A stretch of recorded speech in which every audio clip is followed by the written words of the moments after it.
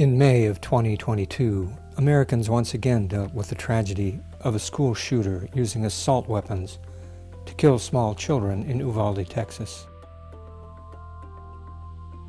At a press conference, Texas Governor Greg Abbott explained the tragic events to a grieving public.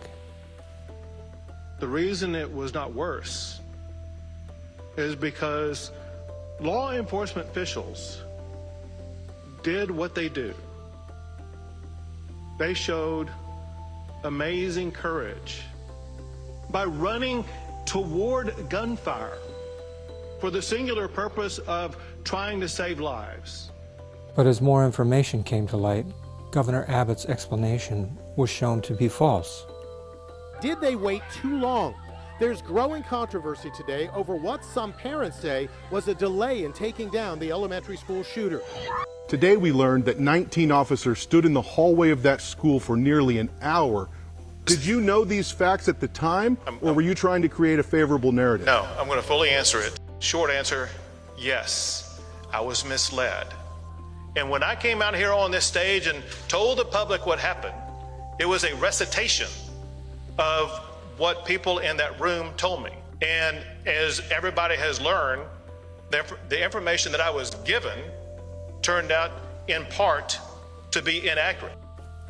It's not the first time Governor Abbott has been, as he says, misled about critical situations where Texans have lost their lives.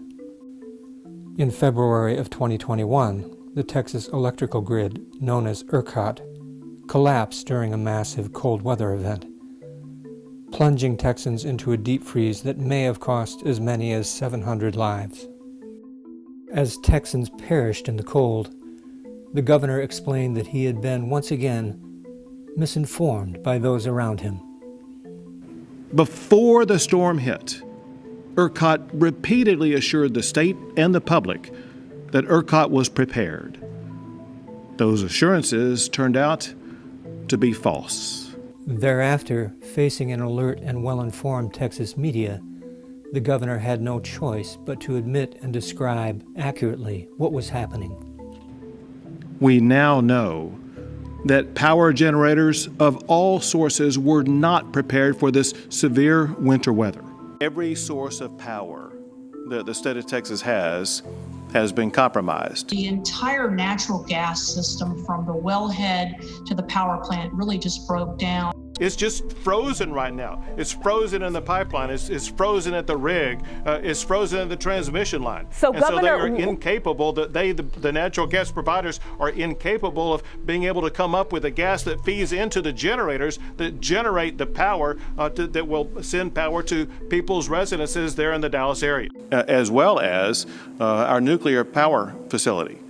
One of the lead reasons in the Houston area in particular that caused power outages is the South Texas nuclear project was shut down because of an operational difficulty. By far the biggest piece, the piece that overwhelmed every other piece of the story is the way that the gas systems and the gas electricity wasn't there when we needed it. But despite his eventual understanding of the true facts of the situation in Texas, when appearing later that same day on Fox News, Governor Abbott changed the story in a way to appeal to a conservative audience and his fossil fuel donors. Sean, this shows how the Green New Deal would be a deadly deal for the United States of America. Texas is blessed with multiple sources of energy, such as natural gas and oil and nuclear. But you saw from what Trace said, and that is our wind and our solar got shut down, and they were collectively more than 10% of our power grid. And that thrust Texas into a situation where it was lacking power in a statewide basis. As a result, it just shows that fossil fuel is necessary for the state of Texas as well as other states. When here we watched Governor Abbott commit an unforced error, baseball term there, last week when he went on Fox News and blamed the wind energy for all the power outages. That's been proven as false, but does something like that stick? Governor Abbott would like you to believe that he is continually lied to and misinformed by his own subordinates and associates. It is also clear that the governor won't hesitate to spin, distort, and misstate facts in a way he knows is false, when he thinks it serves him. In the coming election, Texas voters will have to make up their own minds as to the governor's veracity, motives, and competence, and whether he deserves another term.